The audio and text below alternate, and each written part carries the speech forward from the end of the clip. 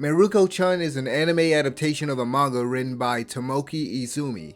This horror comedy series is centered on the life of a high school girl named Miko Yotsuya, who one day gains the power to see ghosts and spirits. No matter where she goes or what she does, Miko can't avoid seeing them. Although these strange, hideous creatures terrify her, instead of screaming or running away, Miko simply does her best to pretend she can't see them. As the days go by, it becomes much harder for her not to acknowledge them, especially when she's around her friend, Hana Yurikawa. Since Hana can't see them, Miko not only has to do her best to ignore the supernatural, but also protect her friend as well. Miko is a kind and caring person who is determined not to involve her friends in her problems even if it means bearing it all herself.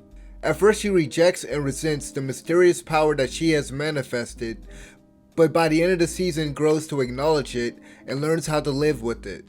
She isn't as spirited as Hana, who is typically in a good mood and is quite talkative. I love the dynamic between these characters, especially when Miko tries to desperately navigate Hana around Ghost. I also like the dialogue between the two characters, especially Miko's occasional jabs and snarky remarks. Hana has some of the funniest lines in the show, a couple of which caught me off guard. The author uses the typical overeating character trope with her, but there's actually a reason behind that, which makes total sense. The other main character, a girl from a different class named Yulia, is shown briefly in several episodes before being properly introduced. Like Miko, she can also see ghosts and spirits, but only the weaker ones. This leads to some funny moments as well as some tense scenes with Miko. Unlike her, Yulia embraces her power and isn't afraid to directly acknowledge the ghosts and spirits around her.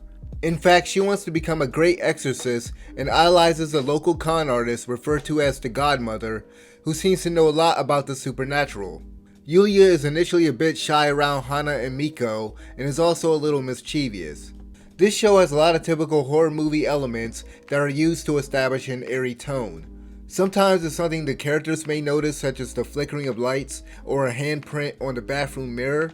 In some scenes, it's little things like objects seemingly moving by itself or a refrigerator door opening on its own. In one scene, something moved past Miko while her back is turned. Izumi is clearly aware of these common genre elements as made apparent by Hana's dialogue in an earlier episode, but uses them effectively.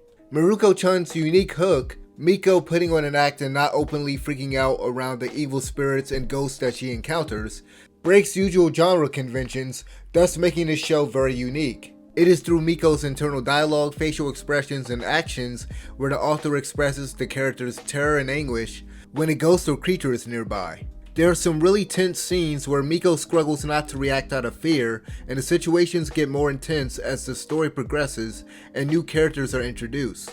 Often during these tension-filled moments is where some humor is injected, either through Miko's internal dialogue or the actions of other characters around her that are oblivious to the dangers surrounding them. The comedy in this series often works in tandem with the horror elements, and thankfully the humor never undercuts the dread or suspense that the author successfully builds up. Most of Miko's humorous inner dialogue was funny, although I noticed that some lines seemed very westernized. I can't say for certain if they made major changes to some of the dialogue since I've only watched the Funimation dub. Regardless, the dialogue was generally good. There was only maybe 2 lines that didn't work for me. Also, for anyone wondering, the voice acting for the English dub is great. Alexis Tipton is a perfect fit for Miko, and Sarah Wiedenheft is basically doing a more talkative and energetic version of Charmy from Black Clover. Hana's voice actress did come off as a bit too nasally in one instance, but otherwise I enjoyed her performance. Her and David Matteringa, the voice of Zintono, were very obvious and safe casting choices. I'm not familiar with Lindsay Shepard, but I thought that she did a solid job voicing Yulia.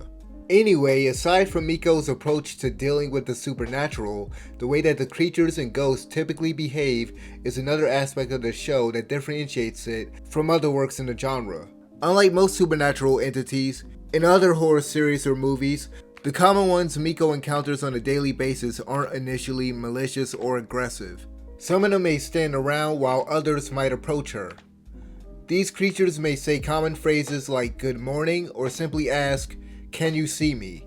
It's very bizarre and even unsettling despite the fact that they aren't attacking Miko or chasing her down.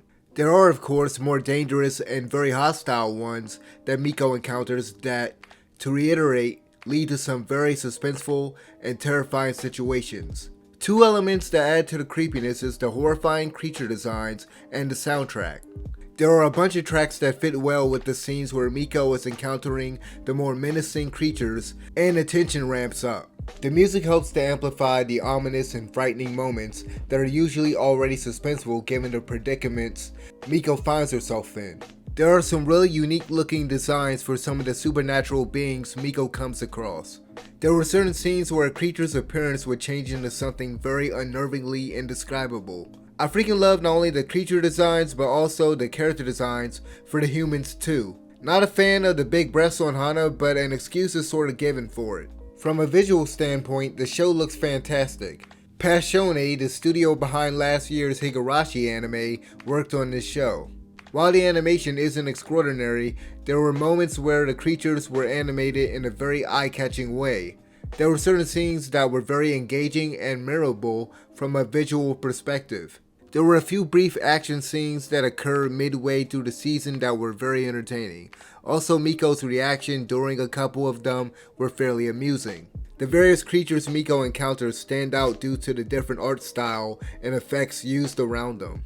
In regards to the overarching narrative, I thought it was excellently written and well paced. There were only a couple episodes where the story didn't really progress. To be more specific, the family focused Miko episode and the haunted house episode. I enjoyed the family episode, which had an unexpected and emotional ending. Episode 9 mostly consists of Miko and her friends making their way through a fake haunted house to get some donuts. It partially felt like filler and comes off of the heels of the introduction of Miko and Hana's substitute teacher, Sintano. At the very least, the episode served as a bit of a breather before the last 3 episodes, where the suspense and Miko's terror reached their peak. Plus, it allowed the audience to briefly see Miko more relaxed and enjoying herself. The final act focuses on Zen as Miko tries to help Hana.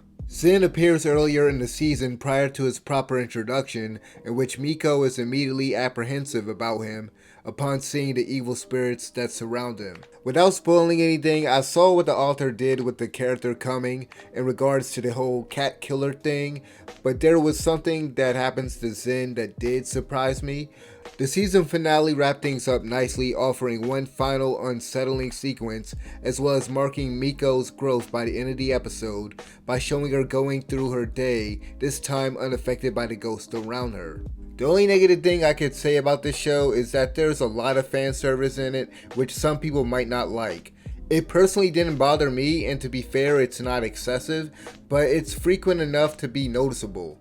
Thankfully, it never got in the way or became distracting, but I know some people might have an issue with it being there, so I thought it was worth mentioning. All in all, Mieruko-chan is an awesome series that succeeds at being an enjoyable comedy while still delivering intense and frightful scenes you would expect from a horror show. This was definitely the best horror anime of 2021, and I highly recommend that you watch it if you haven't. But if you have seen the show, let me know what you guys thought about it in the comment section below, and as always, thank you guys for watching. I'm out of here. Peace. Oh wow, that is good. I know, right? Feels like you're eating a real honest-to-God butt! Can't say I've ever eaten butt before.